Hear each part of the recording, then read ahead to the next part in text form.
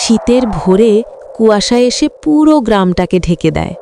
পাখিরাও ঠান্ডায় চুপচাপ ডালে বসে থাকে।